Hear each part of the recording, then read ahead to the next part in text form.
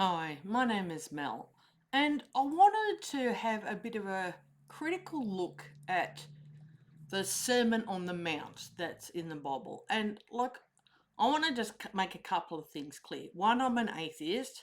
I used to be Christian. I have read the Bible. So I do understand that there are many people who admire the Sermon on the Mount as being sort of like very moral in history, and it's one of the most critiqued as well.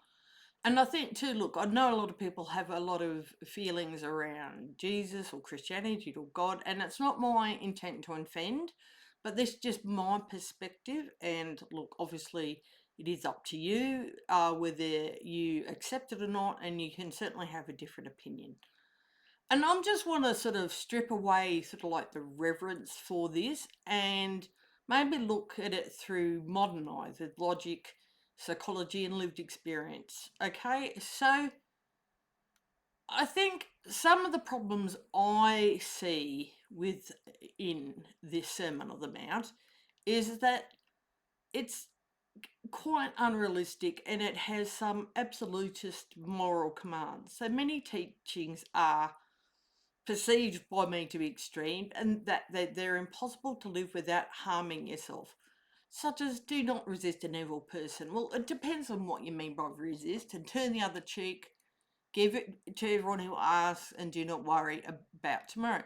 Look, this can encourage passivity in the face of abuse. It can encourage exploitation and injustice. It can be incompatible with boundaries, safety, or trauma informed living. It ignores systemic issues like poverty, violence, oppression, and places the responsibility on victims to endure.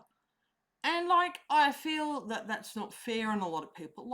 Certainly, there's ways and means of interpreting these statements that could be less harmful and perhaps more positive. But, I think my perception is that there's sort of like, it's not saying, maybe not worry so much about tomorrow. Do not worry about tomorrow is unrealistic because obviously tomorrow there's things you're going to need: money, food, housing, safety, electricity, blah, blah, blah, blah, presumably water. I mean, and if they're saying is that your father, the Father God will provide, well, that's evidently not true. I mean, how many hundreds of thousands of people and children die every year from disease, poverty, starvation? I mean, I think we need to rely on human help, not sort of divine help. That's just my perspective. But also, to look, moral perfectionism can lead to guilt and shame. Be perfect as your Father in heaven is perfect. And when, number one, how does this passage know that? Whoever wrote that, how do they know that? So, in terms of that, they say lust equals adultery. So if you just feel lust for someone, I mean, which is a perfectly natural response to feel lust, and it's not a shameful thing, it's not even something you really can control. Acting on the lust is something you can control, but feeling the lust is not. So you're describing like feelings and thoughts as being a crime. So actions is something we should be worried about, not what. And obviously, feeling a lot of lust for a lot of different people might not be constructive, and you probably should get help for that. But it's not something automatically that's a sin or to be shamed about. And I think we've got to stop doing that. If someone acts on lust, especially unconsensual, sexual contact or unconsensual touching or unconsensual something else, then that's not great.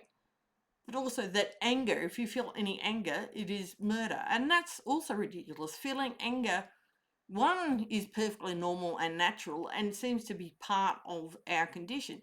Now, again, the feelings and emotions are very different to how you act and what you do. So you can say, I feel angry about this situation because it makes me feel very devalued. Stick to I statements about what it is that you find problematic, saying, I feel anger. And it's how to deal with anger.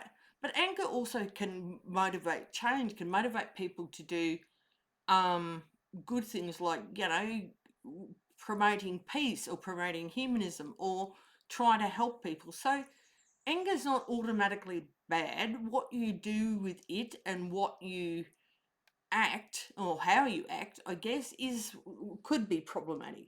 So look, this is harmful obviously because it collapses normal human emotion into sin, and I don't believe in sin.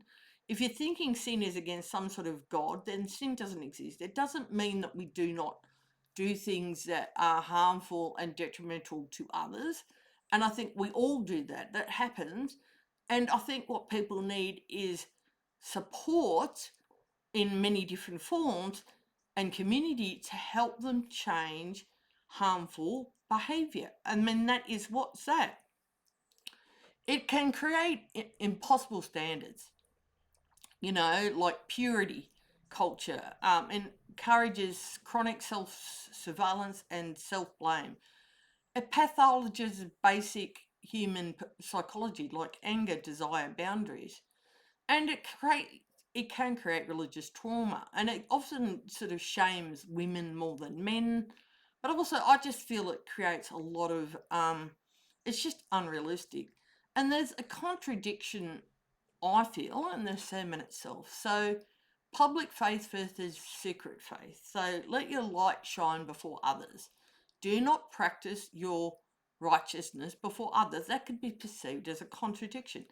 Now, when you say let your light shine before others, that could mean different ways. I personally feel like if you are any kind of person, it doesn't matter if you've got faith, no faith, atheist, religious, agnostic, I think that you help others by being compassionate, being empathetic, trying to promote people who are, like LGBTQIA plus people, trying to promote people who are marginalised. You do not help others by claiming that being gay or lesbian or trans or whatever is a sin, because it's not. Okay, that is not the truth. That is your personal belief, and you basically just want the permission to be a bigot. And I've got absolutely no time or space for people who do that. And I think so. Do not practice your righteousness. I don't think anyone is quote unquote righteousness, whatever that means. But like, don't pretend you are so much more righteous, more moral than everybody else, because you're not. Okay, so judging versus discernment. So do not judge. And I mean, I find that statement rather, look, a bit simplistic. I understand the thing is that you should be try to be accepting and inclusive, and for sure. And a lot of people left out, and like people who are very poor, homelessness, people who have got disabilities, people who are LGBTQIA, people are migrants and refugees. There's, people are homeless, people who have got addictions. They are often judged, and I mean, and unfairly in a lot of ways, but there's also mean of like, you do need to judge on some level that, am I going to be safe in this situation or not? But you shouldn't be judging the person. You just go, this situation's not safe for me. I need to remove myself or get someone who's qualified to help the person you're dealing with. Okay, and it also says, beware of false prophets, you'll know them by their fruits. You can't identify any false prophets without judging. And what's a false prophet? You know them by the fruits. I mean, look, I can't think of anyone I've ever heard on these apologists on YouTube or whatever who I think probably qualifies as being false prophets, because they automatically demean any doubt. They demean atheists and agnostics. They demean a lot of LGBTQIA plus people. They demean the poor. Also, too, peace versus harsh condemnation. The sermon promotes peace but ends with threats of destruction for those who do not obey. And that's not act of any love, justice, morality, equity, inclusion. It's not the act of any God that could be described as good. Now, if you want to believe in a horrible, very angry, disagreeable God, okay, I can't stop you, but I don't think that's one, real. Two, you can demonstrate it. And three, I don't think it's healthy. Economic teachings that do not work in reality. And look, sometimes I wish, like, do not store up treasures. I wish that was reality. I'm personally a democratic socialist. I do not believe in capitalism. We need to completely destroy capitalism because it is destroying the world and leaves a lot of people out. All right, but we're not there yet. But I do think that's something that we should all practice. Do not worry about food or clothing. Well, that's completely unrealistic.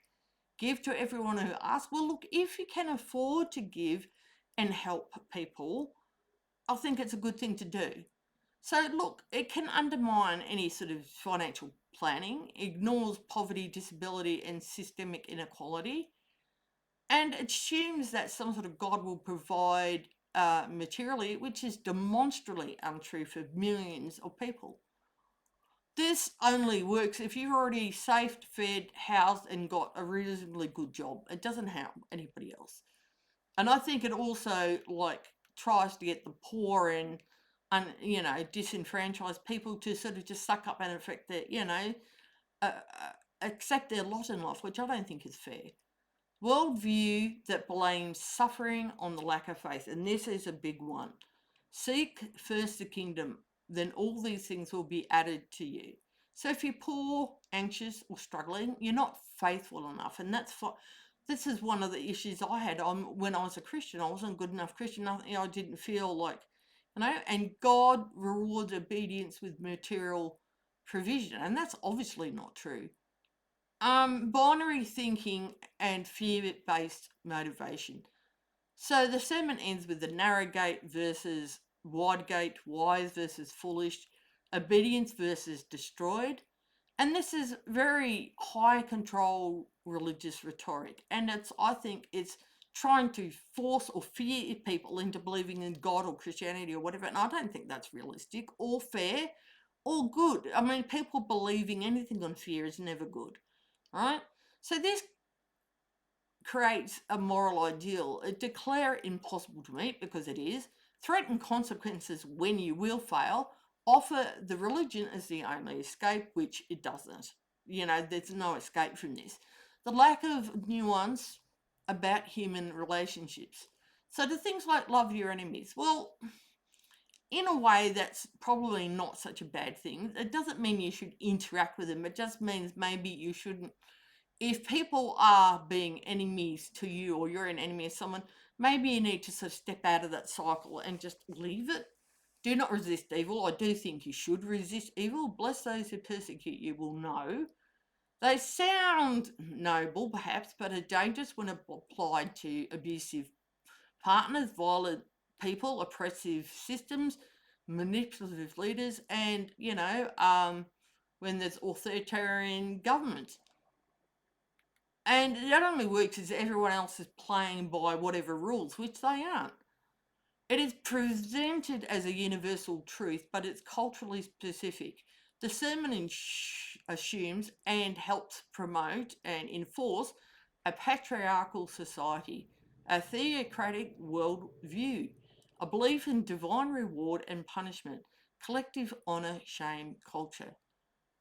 So modern psychology, ethics, and social science simply do not align with these assumptions. So look, the big picture, the Sermon on the Mount can be viewed as beautiful as an aspiration, but is harmful as a command.